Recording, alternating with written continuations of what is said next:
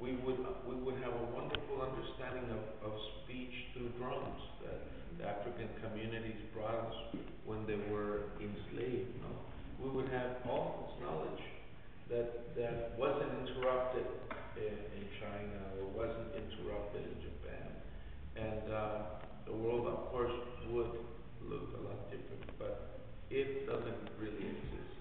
And so the reality is that we have it in ourselves. As you all know, the cells carry, there's enough scientific, the Western science is finally catching up with the Indian knowledge, Native American understanding of life. In about 500, 600 years, Western science will catch up to the Native American. But in the meantime, their studies are catching up now, and they know that the cells carry memory, that that our very own skin carries memory, and we realize. So really, we're tapping into all that knowledge, and that is the ancient roots, what they call, grandmother recipes, what are they called? Like chicken soup, and what is it? Old wives' tale, they call it. Old wives' tale. Even the name is pejorative. Anyway, so that's the first strength is that we bring an ancient root, a very old understanding of life. And there's a conflict that happens for the migrant that comes into westernized society, whether it's going from the mountains to the city, from the mountains of Oaxaca to the city of Mexico City, or whether it's coming from a small ranch in Michoacan to a bigger city, San Francisco, LA, or New York, something like that. There's a crash that happens between an old way, the slow way of understanding life, of walking through life, versus the fast food, fast sex, fast everything service that we have in the teenage society of the United States. And the U.S. is kind of like a teenager with all its goodness of energy and all that stuff, but also all the selfishness of, if you don't do it my way, I'll send in the Marines, ¿verdad? And so that is the clash. And just because the teenager has maybe more might to kill the elder, does that make the teenager correct? ¿Verdad? And unfortunately, one of Obama's first steps was to legalize the coup in Honduras. The coup in Honduras. So showed us from the very start that we really don't have a president who has a lot of power. And we have to put the fire under his feet and not imagine that because he's African American or because we voted him in there, he can do anything.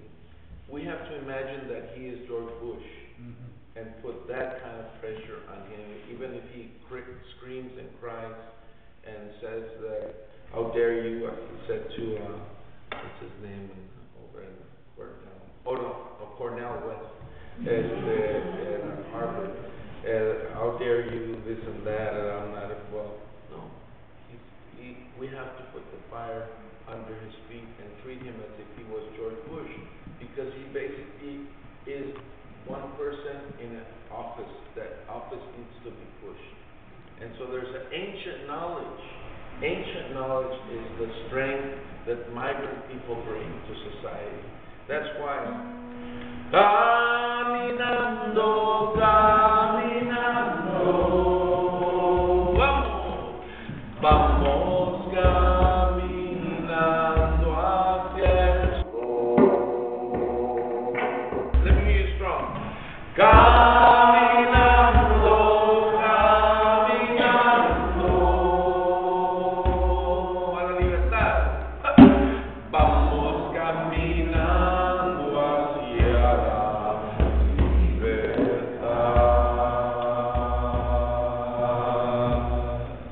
A mí me gusta cantar, a mí me gusta caminar, a mí me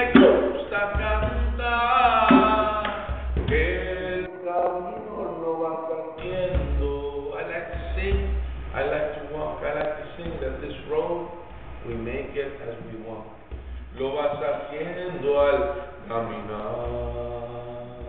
Caminando. Caminando, caminando, vamos, vamos caminando hacia el sol. La, verse this as well. Caminando, caminando a la unidad. Vamos caminando hacia la unidad.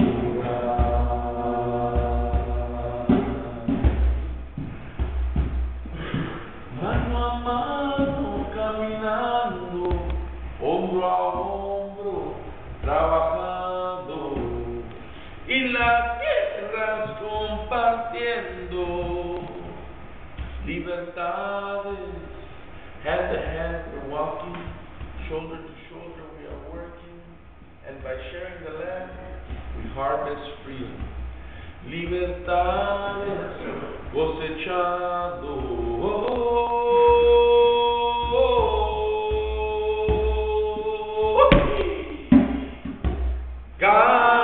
Caminando, caminando, vamos. Vamos caminando hacia el sol. Caminando, caminando hacia la verdad. Vamos caminando hacia la verdad. En verdad is truth. And the truth is that the opposite of freedom is not necessarily jail. But the opposite of freedom is many times something like malnutrition, something like abuse.